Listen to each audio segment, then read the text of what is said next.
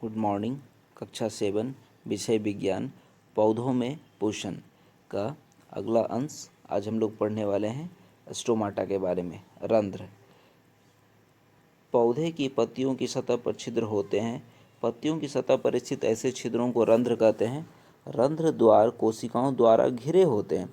ये पत्तियों के दोनों भाग में पाए जाते हैं, ऊपरी तथा निचली, जैसा कि हम लोग चित्र में देख रहे हैं।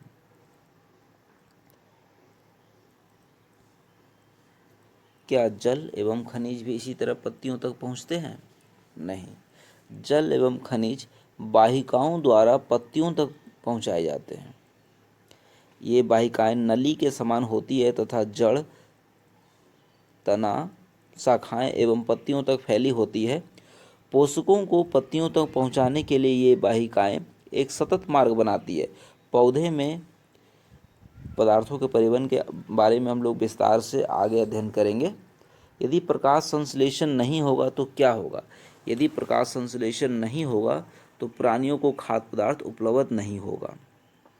ऐसी स्थिति में पृथ्वी पर पाए जाने वाले समस्त जीव नष्ट हो जाएंगे, क्योंकि सभी जीवों का अस्तित्व प्रत्यक्ष या परोक्ष रूप से पौधों द्वारा निर्मित भोजन पर ही निर्भर करता है। भोजन के अतिरिक्त सभी जीवों के लिए परम आवश्यक ऑक्सीजन भी प्रकाश संश्लेषण के दौरान निर्मित होती है। यह प्रक्रिया वायुमंडल में कार्बन डाइऑक्साइड और ऑक्सीजन के संतुलन को बनाए रखता है। अतः प्रकाश संश्लेषण की अनुपस्थिति में जीवन की कल्पना भी असंभव है। इसलिए सरकार द्वारा समय समय पर वृक्षारोपण अभियान चलाया जाता है।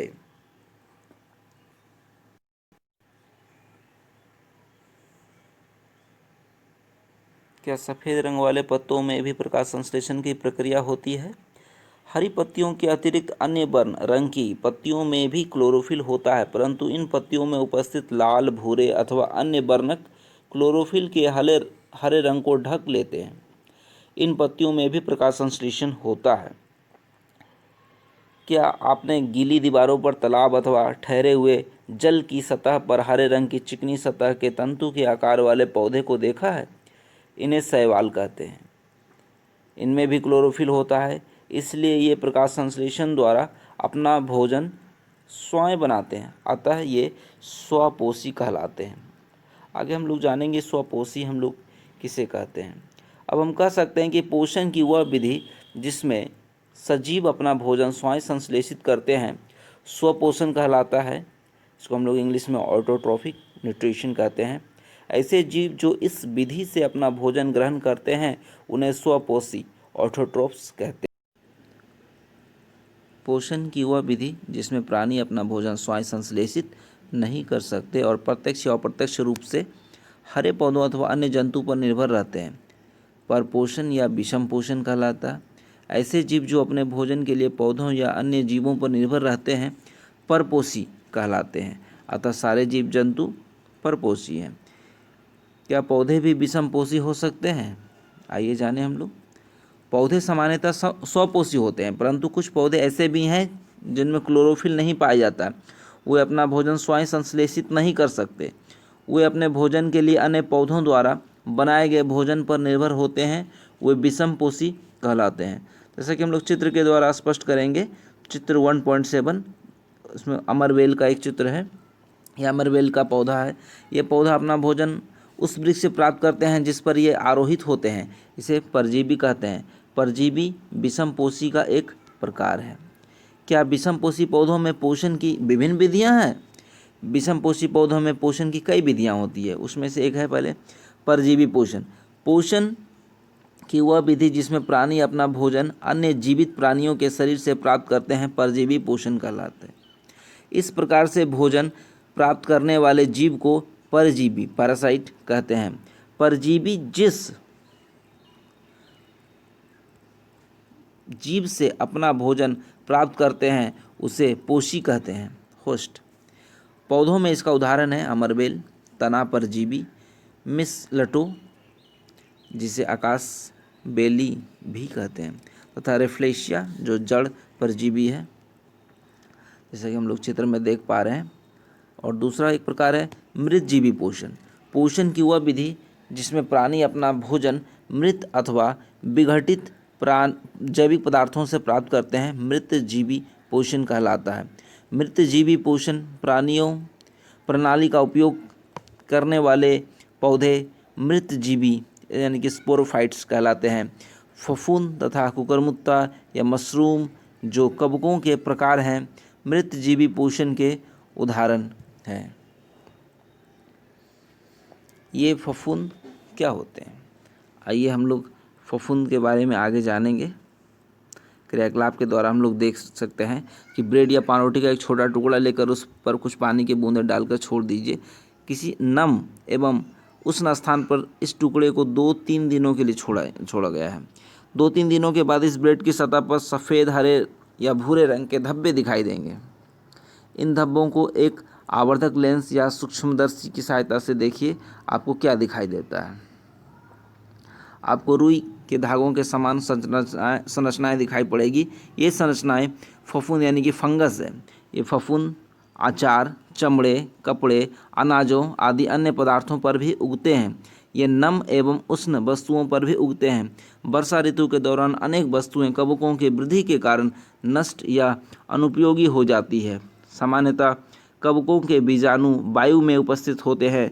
जब वे हवा के झोंके से किसी ऐसे द्रव्य, जैव पदार्थ अथवा उत्पाद पर बैठते हैं तो नम एवं उष्ण हो तो वे अंकुरित होकर नए कवक को जन्म देते हैं। ये तेजी से फैल जाते हैं। पौधों, जंतुओं एवं मनुष्यों में कवकों के कारण कई प्रकार के रोग भी होते हैं। उसमें से कुछ है, इन्हें हम लोग जानेंगे। इष्ट एवं छत्रक जैसे अनेक कवक उपयोगी भी हैं, जिन्हें हम लोग खाया जाता है, जिन्हें खाने या किण्वन की क्रिया में उपयोग में लाया जाता है। कुछ कवकों का उपयोग औषधि के रूप में भी होता है। कुछ कीटभक्षी के बारे में पढ़ेंगे। इंसेक्टिवोरस घटपर्णी एक विचित्र पौधा है। इसके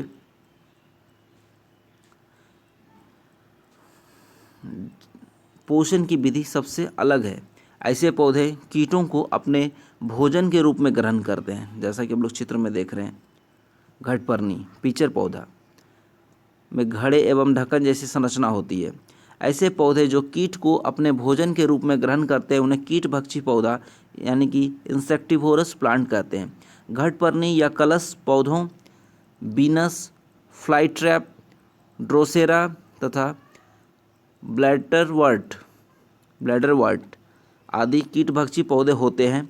कीटभक्षी पौधों में क्लोरोफिल वर्णक भी पाया जाता है और वे प्रकाश संश्लेषण की प्रक्रिया से अपना भोजन तैयार करते हैं, पर वे कीटों का भक्षण नाइट्रोजन की आपूर्ति के लिए करते हैं। अधिकांश कीटभक्षी पौधे नाइट्रोजन की कमी वाली जगहों में ही पाए जाते हैं। अगला पोषण का प्रकार, सहजीवी पोषण। क्या आपने दो जीवों के साथ संबंधों के बारे में सुना है? ये संबंध क्यों बनाते हैं? यह एक विशेष प्रकार का संबंध है जब भिन्न भिन्न प्रकार के दो जीव एक दूसरे की मदद करते हुए साथ रहते हैं। वे अपना आवास एवं